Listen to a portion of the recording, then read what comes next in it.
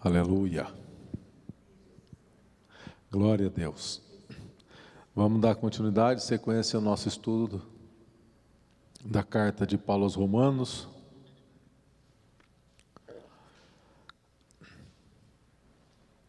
Vamos ter um tempo de oração aqui, agradecendo a Deus. Pai, te louvamos por Tua graça em nossas vidas. Tua palavra, que essa seja uma palavra viva, uma palavra que entra dentro dos nossos corações, que o nosso espírito se mova por Tua palavra, que também é espírito e que é vida, ó Senhor. Motiva-nos em Tua palavra, desperta-nos, que a gente possa se sentir chamado através da Tua palavra.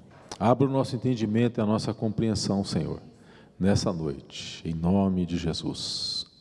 Amém. Então vamos lá.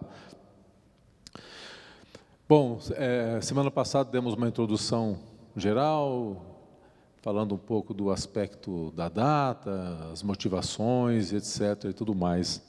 E hoje nós vamos entrar no primeiro capítulo da carta de Paulo. E no primeiro verso do primeiro capítulo, Paulo ele faz uma apresentação sua. Ele fala, a gente vê aqui o apóstolo, é Paulo e o Evangelho. No verso 1 ele diz, Paulo, servo de Jesus Cristo, chamado para ser apóstolo, separado para o Evangelho de Deus. No verso 15, por isso quanto a mim estou pronto para anunciar o Evangelho, também a vós outros que em Roma.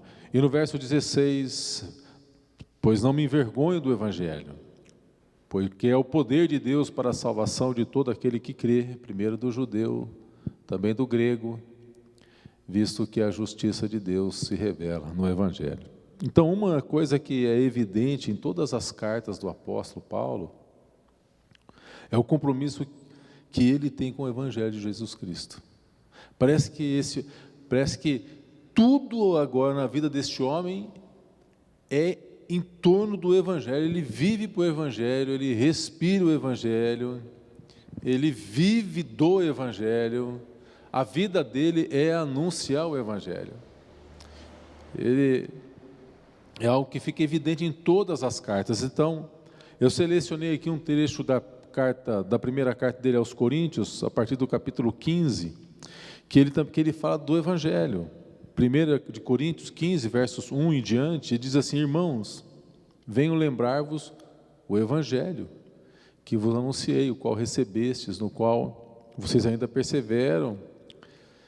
Por ele também vocês são salvos, se vocês retenham a palavra que eu tenho pregado, a menos que vocês tenham crido em vão. Antes de tudo, vos entreguei o que também recebi. Então Paulo está entregando algo que ele recebeu.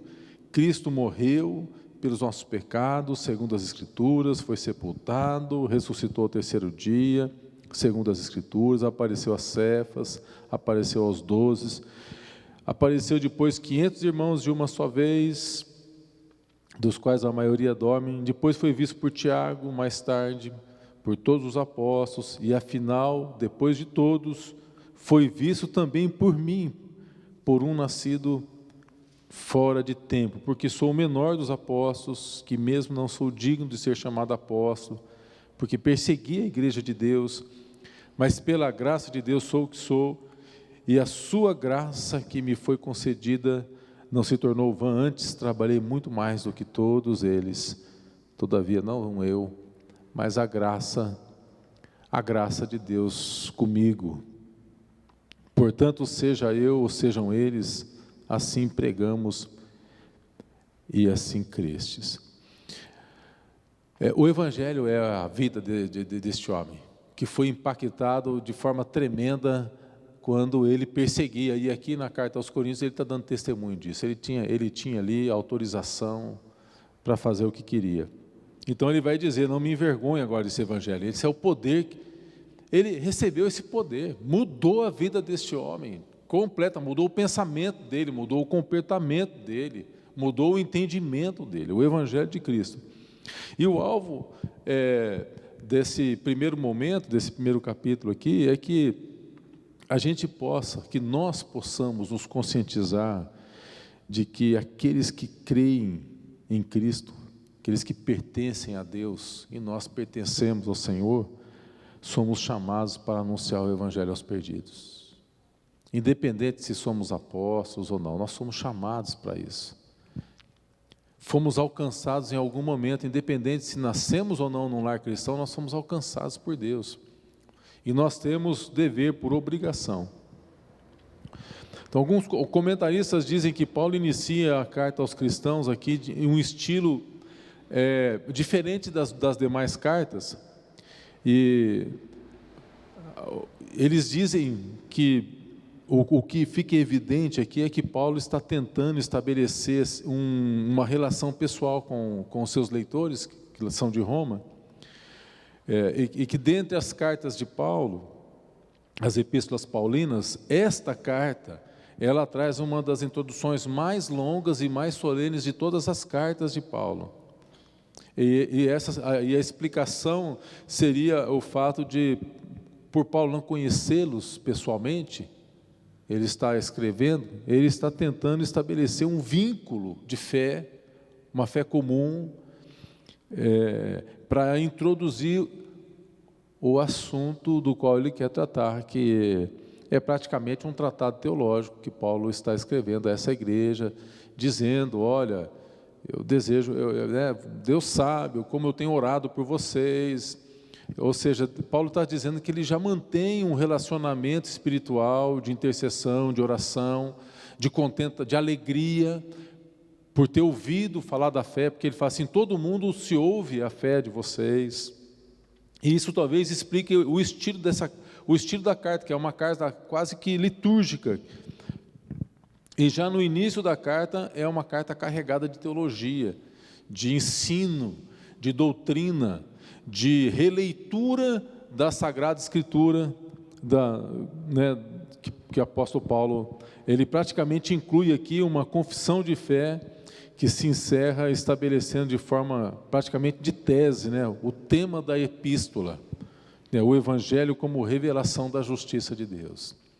Se existe uma justiça, essa justiça está revelada neste Evangelho, que é o Evangelho que Paulo compartilha com a igreja de Roma. O Evangelho, portanto, é um desvendar, é uma revelação da justiça de Deus, porque é o Evangelho de Cristo que explica como que pelo sacrifício e pela ressurreição de Cristo, então Deus, ele possibilita um livre acesso ao pecador, à presença permanente daquele que é santo.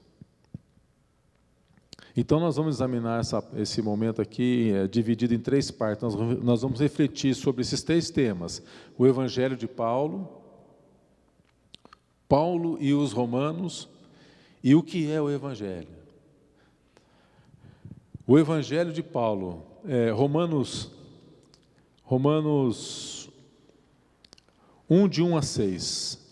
Paulo, servo de Jesus Cristo, chamado para ser apóstolo, separado para o Evangelho de Deus, o qual foi, por Deus, outrora prometido por intermédio dos seus profetas nas Sagradas Escrituras, com respeito a seu Filho, o qual, segundo a carne, veio da descendência de Davi e foi designado Filho de Deus com poder, segundo o Espírito de Santidade, pela ressurreição dos mortos, a saber, Jesus Cristo, nosso Senhor, por intermédio de quem enviemos a receber graça e apostolado, por amor do seu nome, para obediência por fé entre todos os gentios, de cujo número sois também vós, chamados para serdes de Cristo. Então Paulo já está incluindo aqui que aquela igreja também foi chamada, que aqueles irmãos também têm um chamado. Então aqui Paulo, ele faz uma apresentação de si. Ele é o remetente da carta, ele faz uma apresentação, e a apresentação de Paulo consiste em três, nós podemos chamar assim, 3 qualidades, ou 3 funções, 3 predicados, ou 3 atribuições que Paulo dá a si mesmo, servo de Jesus Cristo, apóstolo e separado. Servo, Paulo se considerava servo de Jesus. Esse termo que Paulo tinha alegria, e ele tinha assim, um orgulho santo de dizer: eu sou servo de Jesus. E ele reconhece isso no dia da sua conversão. Quem é Senhor? E ali ele já se coloca como um servo, né? E ele se fez aquele servo, o servo por amor. Você conhece, é o servo da orelha furada. Sabe o que é o servo da orelha furada? Sabe, né? O servo da orelha furada é o seguinte: aquele servo que serviu o seu Senhor e num determinado momento o Senhor dá alforria para ele. Fala: você pode ir embora, você está livre, vai viver a sua vida, está aqui a tua carta. E aquele servo ama tanto o Senhor que ele fura a orelha e coloca um pendente na orelha dele, na orelha ou no nariz, e com esse gesto, ele está dizendo assim: olha, eu sou livre, mas agora eu escolho te servir por amor, porque você é um Senhor tão bom, você é um amo tão bom. Então Paulo, essa é a qualidade que Paulo, ele serve de forma voluntária. E o termo que a Escritura aqui usa no grego é doulos. Champlin, ele faz o seguinte comentário, ele diz que embora o vocábulo servo, ele possa indicar uma certa, uma espécie de posição. Não toque no servo do Senhor, não é? Pode ser uma posição que quando fala o servo do Senhor, são todos, né? Os ungidos, né? Todos somos, né? É a posição que os crentes ocupam em Cristo. Servo do Senhor. Como um ofício especial, uma função que é possuída pelos crentes e não pelos outros. No entanto, o termo bíblico trabalha a ideia de um escravo que cumpre a vontade do seu Senhor. Esse é o termo original, o sentido da palavra. Cumpre a vontade do seu Senhor por necessidade absoluta, sem importar a sua vontade ou o seu próprio sentimento pessoal. Se o Senhor manda, eu só obedeço. E é isso esse é o chamado de Paulo. Eu vou mostrar como que importa sofrer pelo meu nome. Então, servo, apóstolo, né? Paulo demonstra que foi chamado para ser apóstolo. Quando ele quer dizer, ele está querendo dizer que ele foi escolhido por Deus, enviado com autoridade divina, como representante do Evangelho no mundo, o apóstolo dos gentios.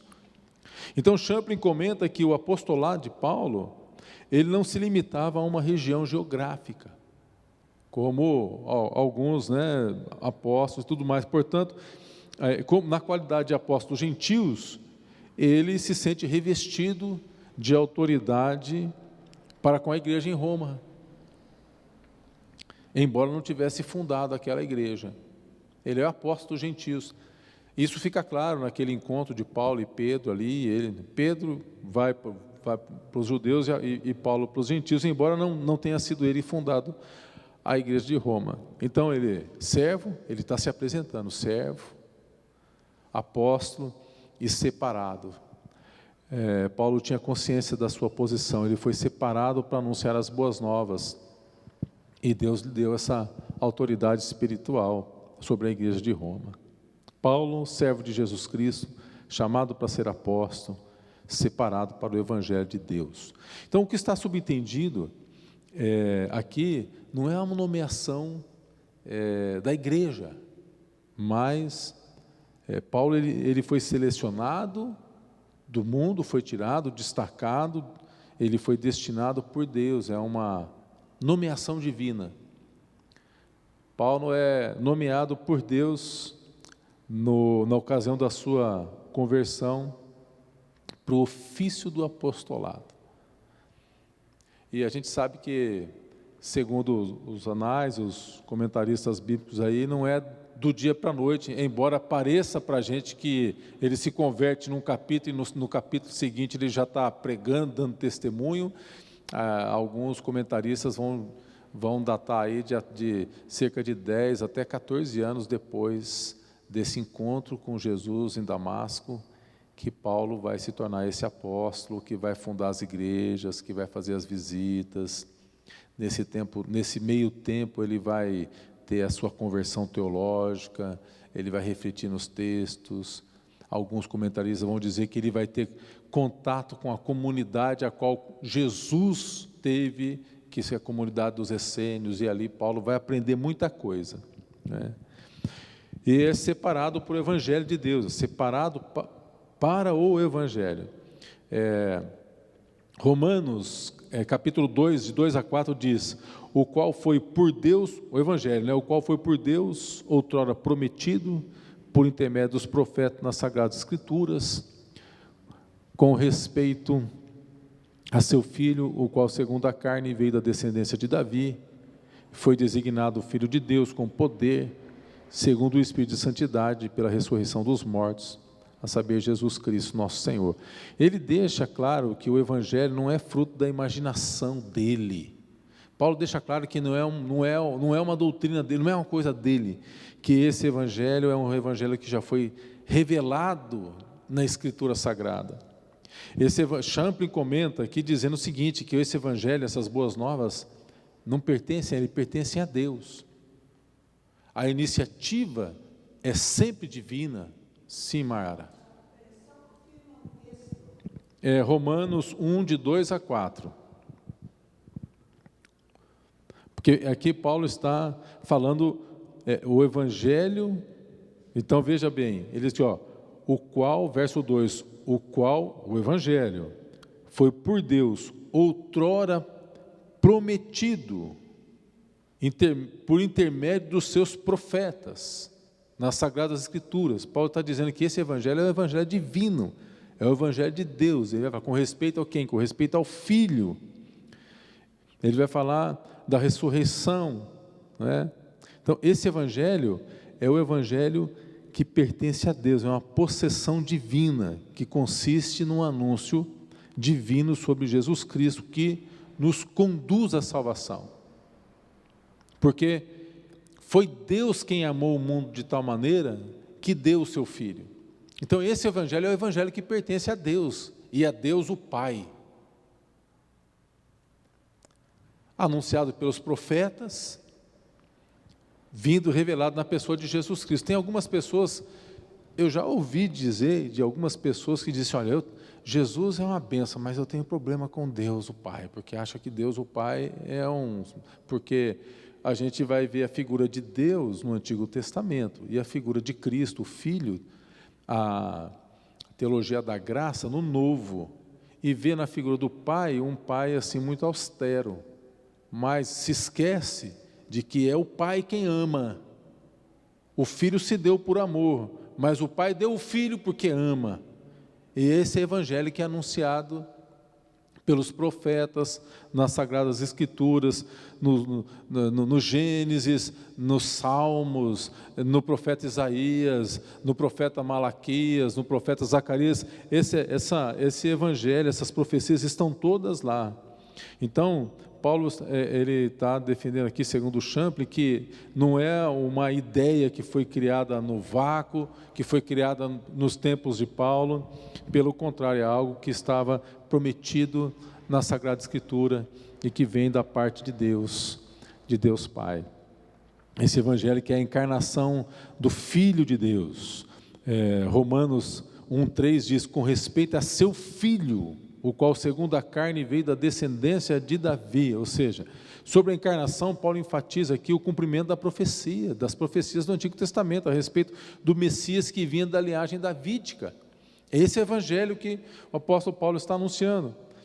A Bíblia de aplicação pessoal, ela vai dizer assim, com essa declaração de fé, então Paulo demonstra seu conhecimento das Escrituras, sua concordância com o ensino dos apóstolos de Jesus. É o Evangelho da ressurreição. Então, dessa forma, a pessoa de Cristo, ela constitui o ponto central do Evangelho de Deus, nas palavras de Paulo, né? E o apostolado de Paulo, no verso 5, por intermédio de quem viemos a receber graça e apostolado, por amor do seu nome, para obediência, por fé entre todos os gentios. Apostolado diz respeito às pessoas que são chamadas pessoalmente por Cristo para continuar o ministério terreno dele. O apóstolo é aquele que foi chamado pessoalmente por Jesus Cristo.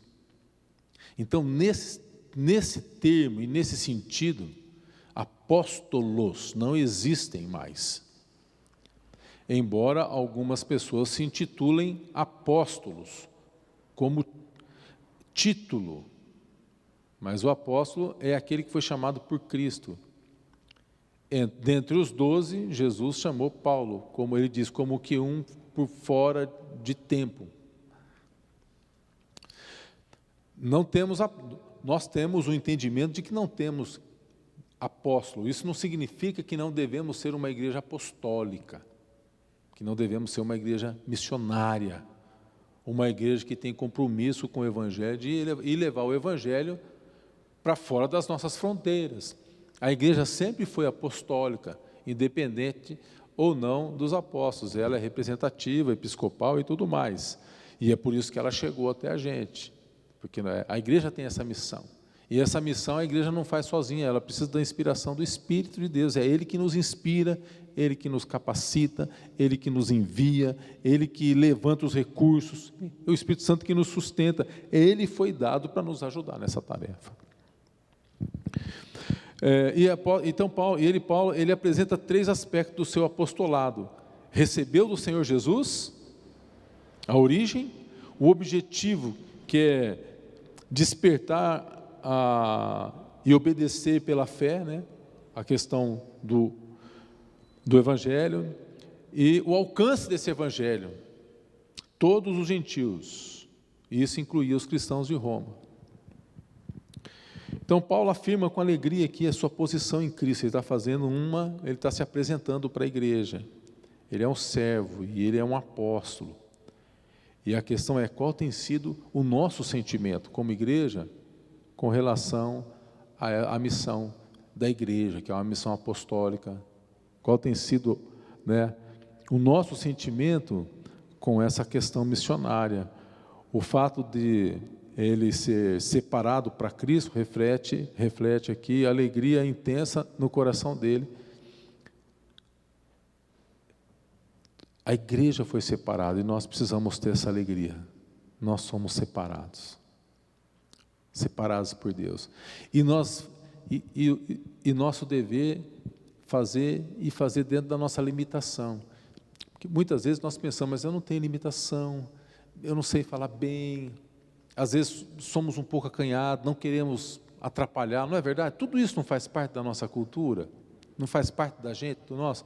Mas é ou não é verdade? E você pode testemunhar, se em algum momento você se sentiu ali, assim, sabe? Aquele incomodado. Eu preciso falar que existe uma esperança, que Deus ama, que Deus tem um propósito para você. Às vezes a gente sente e não conseguimos. Isso é o Espírito Santo que está movendo, que está mexendo com a gente. E a gente é obrigado a entregar uma palavra. A gente não fica. E se a gente não faz, depois fica assim, ó: por que eu não fiz? Por que eu não fiz? Por que eu não fiz? Fica um peso. E é isso que o Espírito Santo faz mesmo. Ele nos constrange.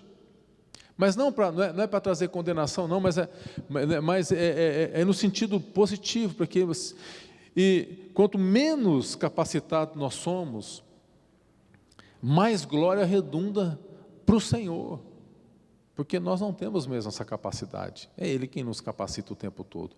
Por isso que é pela fé. Por isso que Paulo vai falar aqui que é pela fé. O justo vive pela fé. O Evangelho é revelado pela fé, a justiça de Deus. Então, aqui Paulo está fazendo a sua apresentação, o Evangelho de Paulo, no que consiste, né? E Paulo e os romanos, né? Os destinatários, o remetente, agora os destinatários. No verso 7, ele está destinando a sua carta a todos os amados de Deus que estais em Roma. Ó, grifa aí, se você ainda tem o hábito, né? Chamados para ser de santos, todos vós. Nós temos um chamado de santidade, separado. Então, graça e paz nos acompanha sempre, da parte de quem? Da parte de Deus, da parte do nosso Senhor Jesus Cristo. Então Paulo saúda os irmãos aqui com a graça e a paz. Graça aqui diz respeito ao favor imerecido de Deus, e paz é essa reconciliação que o povo de Deus tem com esse Deus, porque eram os inimigos, mas agora nós temos paz, agora nós gozamos de paz.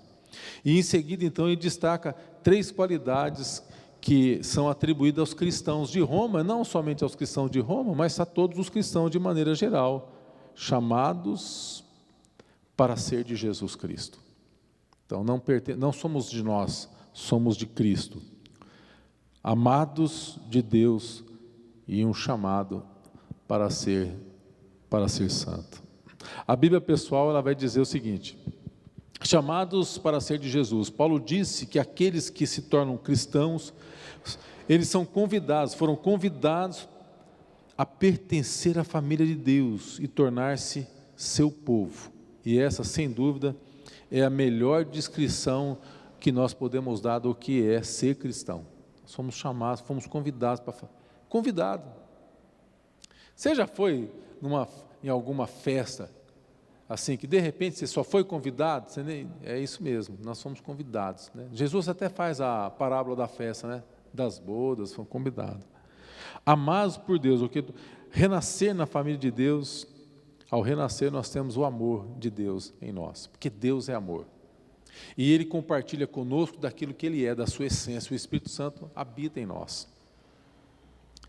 É verdade que existe uma luta da nossa carne quanto a esse espírito, porque no nosso espírito, como Paulo vai dizer, eu tenho prazer nas coisas de Deus, mas existe uma outra realidade dentro de mim que luta, e isso vai perdurar até o dia que Ele nos chame. Mas à medida que vai passando o tempo e nós vamos sendo, Ele nos faz dobrar, não tem como, o Senhor faz. O Senhor faz, a obra é dEle, é Ele quem faz. E chamados para ser santos, em gratidão a tudo aquilo que Deus faz e que já fez por nós. Nós sabemos que santidade é uma obra de Deus, que também exige tudo o que Deus faz nas nossas vidas, Ele não faz sozinho. Sempre haverá uma parte minha nesse processo, sempre haverá uma parte nossa. E essa parte nós devemos nos esforçar para cumprir. O que não cabe a nós, aquilo que está além de nós, Deus já fez. E agora o que cabe a nós, Deus espera que a gente faça. E o que a gente faz é em resposta de gratidão por aquilo que Ele já fez por nós. Então Paulo demonstra que os cristãos de Roma são objetos do amor de Deus e estão em condição diferente daqueles que não receberam e nem aceitaram esse Evangelho, porque quem não crê ainda permanece embaixo da ira de Deus. Na verdade, Jesus ensina isso em João capítulo 3, verso 18 e 19, João 3, 18 e 19, ele ensina isso, ele diz, quem nele crê não é julgado, o que não crê já está julgado, porquanto não crê no nome do unigênito Filho de Deus. O julgamento é este, que a luz veio ao mundo, os homens amaram mais as trevas do que a luz, porque as suas obras eram más. Os cristãos, Paulo está dizendo aqui que os cristãos são santos, separados, propriedade exclusiva, como o apóstolo Pedro fala na sua carta, né? 1 de Pedro 2, 9 e 10. Vós sois raça eleita, sacerdócio real, nação santa, povo de propriedade exclusiva de Deus, a fim de proclamar as virtudes daquele que vos chamou das trevas para a sua maravilhosa luz. Antes não era povo, mas agora sois povo. Não tinham alcançado misericórdia, mas agora alcançaste misericórdia. Então, e aí Paulo, ele está fazendo toda essa apresentação, e no verso 8, aí vem a ação de graças, né, que é uma característica de todas as cartas de Paulo. Ele diz: primeiramente dou graças a Deus, no verso 8, mediante Jesus, no tocante a todos vocês, porque no mundo todo tenho ouvido proclamar a vossa fé. Então Paulo dá graça. Então veja, Paulo não conhece a igreja, não conhece os irmãos, mas ele tem ouvido, e ele diz, e então Paulo testemunha que tem orado, que tem se alegrado com aquela igreja, ele tem ouvido o testemunho dos irmãos ali daquela igreja. É que nem nós lá no Nordeste, lá no norte do Paraná, e a gente fala, temos nos alegrado, tem uma igreja lá na capital, lá em Curitiba, né? E essa é uma característica de Paulo, gratidão, né? Em todas as cartas dele, Paulo faz isso. Então Paulo estava contente por saber, né, por ter notícia de que uma igreja, e Paulo não estava assustado não, viu? Ele estava contente e curioso, ele queria conhecer a igreja, ouvir testemunho da igreja. Uma igreja que nasce, segundo os comentaristas, os melhores comentários bíblicos aí, tirando a tradição, uma igreja que nasce sem a liderança de um dos apóstolos, na capital do mundo, mais importante do mundo, que é a capital de Roma, né? Tudo que acontecia em Roma, todo mundo ficava sabendo. E a igreja chegou lá. A igreja chegou através, nós falamos um pouco, né? Através do Pentecostes, haviam romanos ali que provavelmente se converteram e foram para lá. E aí vem aqui a parte de intercessão, porque Paulo está dizendo que ora pela igreja, né? Verso 9 e 10, porque Deus, a quem sirvo em meu espírito no evangelho de seu Filho, ele diz, Deus é testemunha de como incessantemente faço menção de vocês, em todas as minhas orações, suplicando que em algum tempo, pela vontade de Deus, se me ofereça boa ocasião de visitar vocês. Ou seja, veja, Paulo ele estabelece aqui um vínculo com aquela igreja sem conhecer a igreja. Ele já ora pela igreja.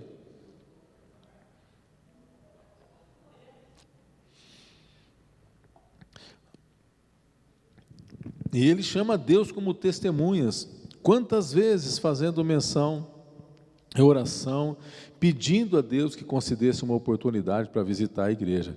Agora, olha, tem um comentário da Bíblia de aplicação pessoal aqui que eu achei muito interessante esse comentário. Eu acho que nós nos identificamos com ele em algum momento. Olha só o que ele diz: quando você ora continuamente, por causa de alguma inquietação, não devemos nos surpreender pelo modo como Deus venha nos responder. Então ele vai dizer o seguinte: Paulo orou a fim de que pudesse visitar Roma, ensinar os cristãos de lá, levar consolação, ser consolado. Mas quando ele finalmente chegou à cidade de Roma, Paulo era um prisioneiro. Olha só, está lá em Atos 28:16. Uma vez em Roma foi permitida a Paulo morar por sua conta, tendo em sua companhia o soldado que o guardava, acorrentado junto com ele. Quando ele chegou em Roma, ele chegou um prisioneiro. E Champlin continua dizendo assim: Paulo orou, bem provavelmente, Paulo orou por uma viagem segura, para que a viagem fosse segura. E embora ele realmente chegasse em segurança a Roma, antes ele foi preso, teve o rosto esbofeteado, naufragou, foi picado por uma cobra venenosa. Todas essas coisas aconteceram com ele. E quando essas coisas acontecem com a gente questiona. Será que Deus não está fechando as portas? Será que Deus não está cuidando de mim? Só que em vários momentos, Deus fala com Paulo. Então, veja, as formas que Deus usa para responder às nossas petições, frequentemente, elas podem ser muito diferentes daquilo que nós esperamos.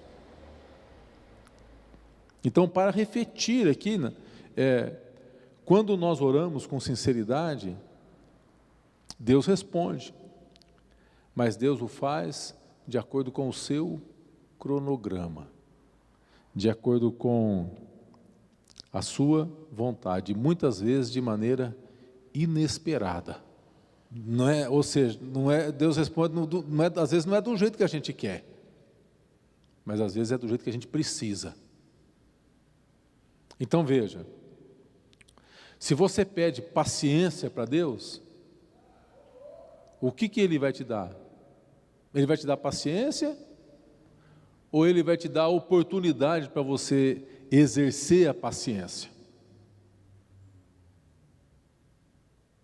Você pede paciência, Ele vai te dar alguém para te irritar, para você ter a oportunidade de ser paciente. Então, às vezes, Deus não dá o que nós queremos, não vem do jeito que a gente quer, mas vem do jeito que a gente precisa, vem para o nosso crescimento, Então, e a finalidade da visita do apóstolo Paulo, ele diz, eu desejo ver vocês, verso 11 a 13, eu desejo ver vocês a fim de repartir com vocês algum dom espiritual, para que vocês sejam confirmados, para que em vossa companhia, reciprocamente, ou seja, Paulo está dizendo assim, recíproco, né?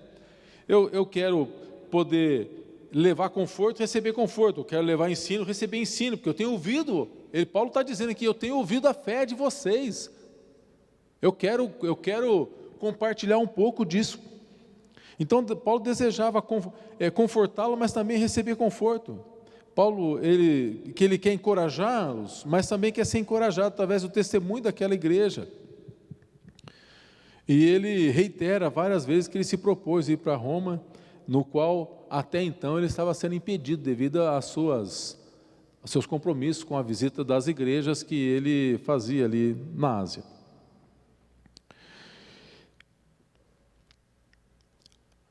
Ou seja, esse homem tinha um compromisso com a evangelização, com o reino, com a igreja.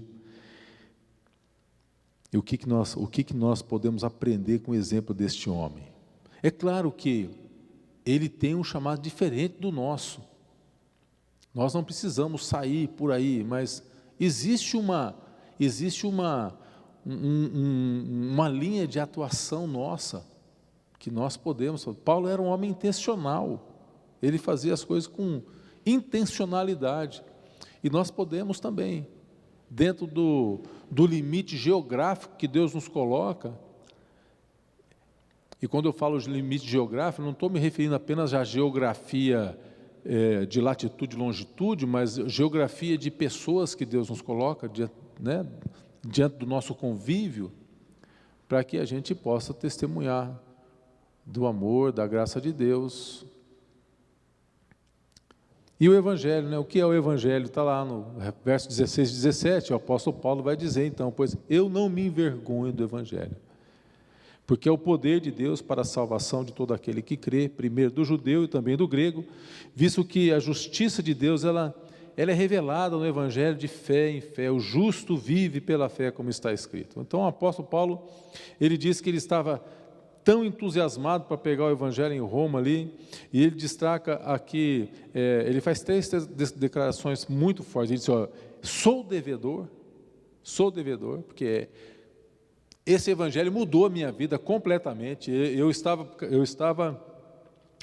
como aquela aquele cântico, aquele que nós cantamos domingo de manhã, eu era um pobre, perdido, pecador, sem Deus e sem Jesus. Então, Paulo reconhece que ele era isso, ele era um pobre, um perdido, um pecador, sem Deus e sem Jesus, e agora ele diz, eu sou devedor, porque agora eu tenho assim, é graça de Deus que eu tenho a revelação de um amor, de uma graça e de uma salvação, e de que eu estava em perdição. Então ele diz, eu sou devedor, então agora eu estou disposto, e a minha disposição é parte desse meu reconhecimento. E então ele diz, e eu não me envergonho, não me envergonho. John Stott, ele comenta o seguinte, essas 3 declarações de Paulo são tão impactantes, porque são contrárias às atitudes de muita gente nas igrejas. As pessoas hoje em dia tendem a encarar a evangelização como uma escolha. Esse não é o meu chamado. John Stott está dizendo isso, e John Stott é do nosso tempo, hein, minha gente? Paulo, porém, fala na evangelização como dever. Eu tenho o dever. Você está lembrado do texto lá em Ezequiel? Se você vê o ímpio perecendo e você não falar nada para o ímpio, ele vai perecer no pecado dele, mas eu vou requerer a vida dele de você.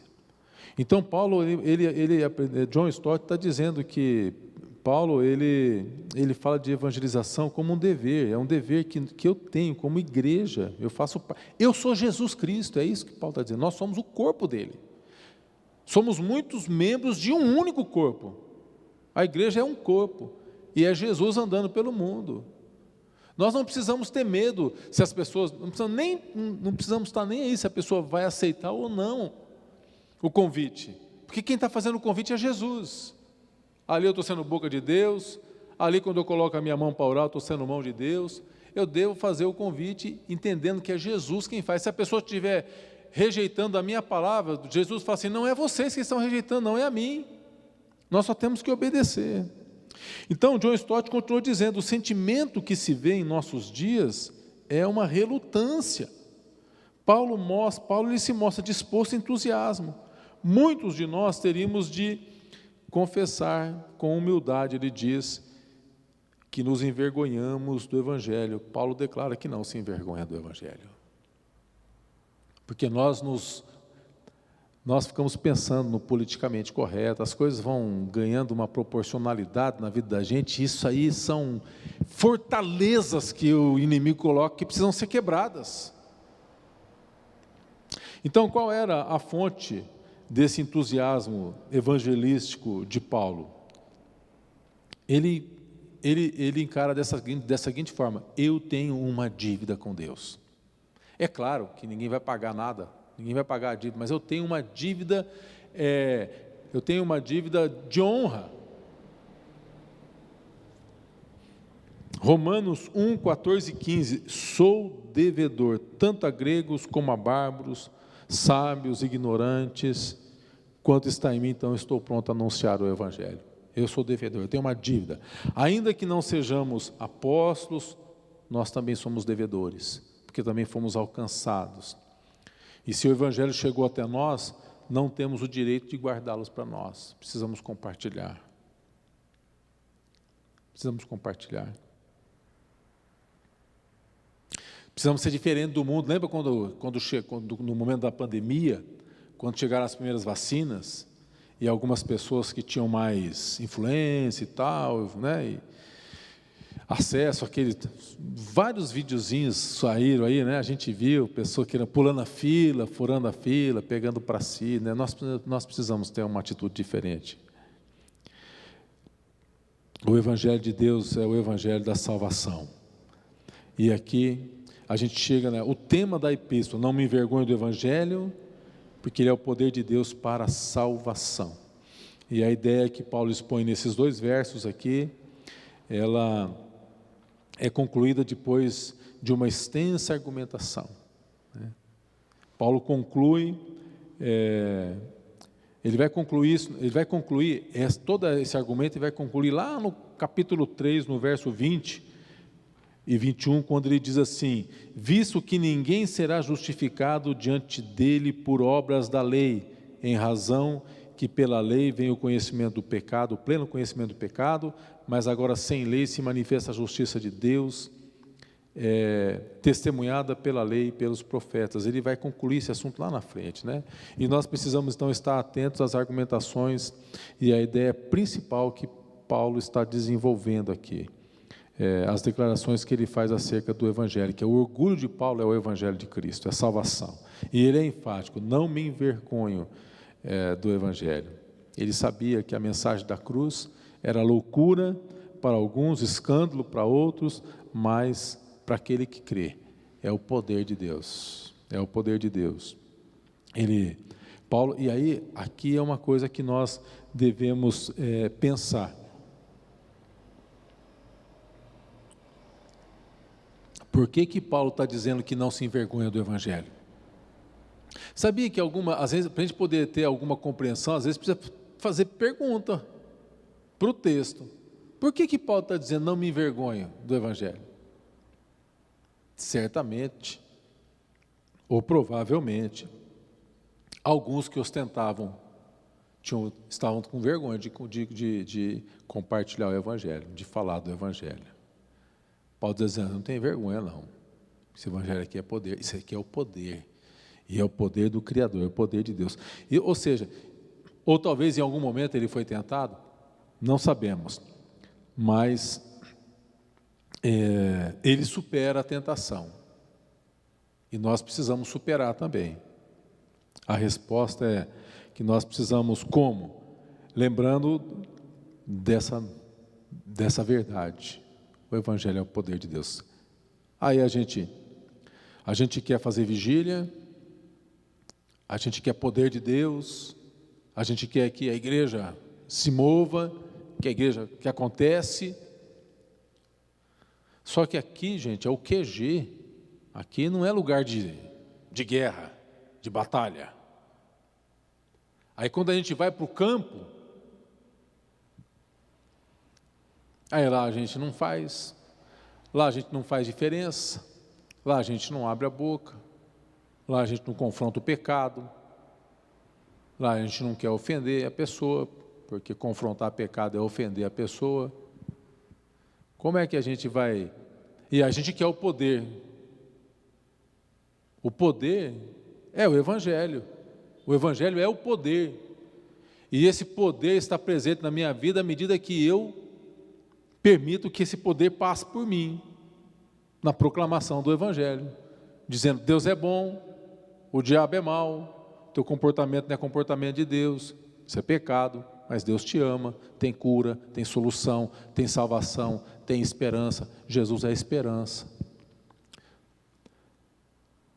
Quando nós nos comportamos dessa forma, o poder de Deus está sendo manifestado nas nossas vidas. Quando nós nos calamos, o poder pode estar até aqui, mas se eu não dou o tiro, o poder de Deus não vai ficar comigo, vai ficar aqui e não vai. E aí eu quero o poder de Deus, eu quero a manifestação de Deus, só no culto, só na liturgia, tudo aquilo que o povo de Israel queria. E depois tinha um comportamento semelhante às nações vizinhas, e essa foi a razão porque esse povo de Israel acabou se desviando e perdendo o tempo da sua visitação. Então Paulo vai dizer: o justo vive pela fé. A justiça de Deus se revela no Evangelho, de fé em fé, o justo vive pela fé. E Paulo está fazendo uma citação aqui de Abacuque. Abacuque capítulo 2, é uma resposta de Deus à oração do profeta Abacuque. Abacuque capítulo 2, coloca para a gente, por favor, versos de 1 a 4. Abacuque vai dizer: eu vou me colocar na torre de vigia, sobre a fortaleza, vou vigiar, para ver o que Deus vai dizer as respostas, as minhas queixas, as minhas indagações, porque Abacuque se levanta e diz: até quando, Deus? E não é isso muitas vezes que a gente está dizendo: até quando Deus não vem o avivamento? Até quando, Senhor, o Senhor não vai mover a igreja? Até quando, Senhor, nós vamos clamar e não vai acontecer? Então, aqui Abacuque vai, eu vou me colocar, eu vou ver. E no verso 2 diz, o Senhor me respondeu.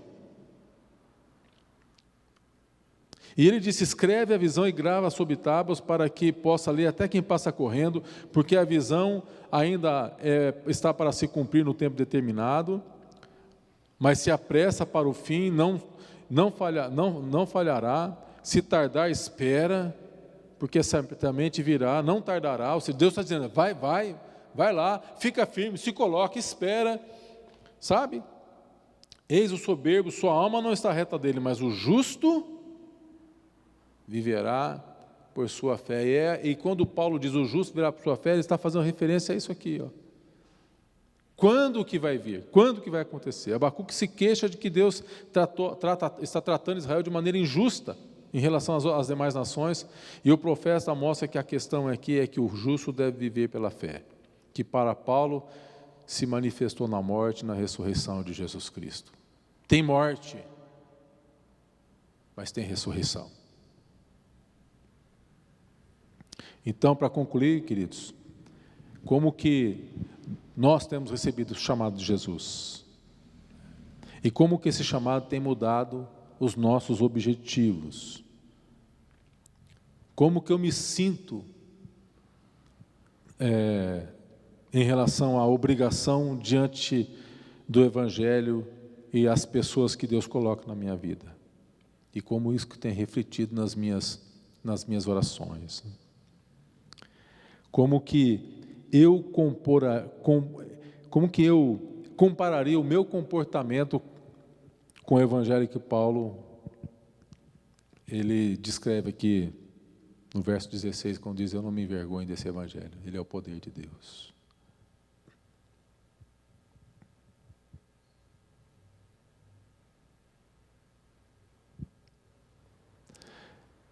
Então nós paramos por aqui hoje. Que Deus nos abençoe, que o Senhor nos incentive.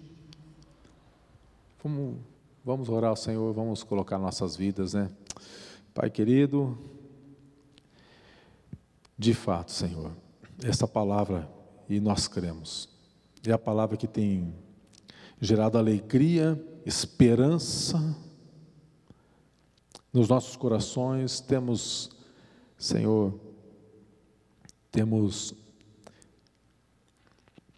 assumido compromisso com a Tua palavra e muitas vezes confessamos, Pai, que às vezes deixamos de fazer o que deveríamos falar. Não fazemos, não falamos, mas inspira-nos cada dia. Mostra-nos, ó Deus, dá-nos, ó Senhor, esse senso de dívida que podemos. Dá-nos, Senhor, o senso de que este Evangelho não é apenas o Evangelho de Jesus Cristo, é o Evangelho de Jesus Cristo, é o Evangelho de Deus, porque Deus, o Senhor é quem tomou a iniciativa, mas Paulo, ele tinha consciência de que esse era o Evangelho do Pai, que esse era o Evangelho de Cristo, mas ele tinha consciência de que a partir de que Cristo o alcança, esse Evangelho também se tornou o seu Evangelho. Então dá-nos a consciência de que esse também é o nosso Evangelho.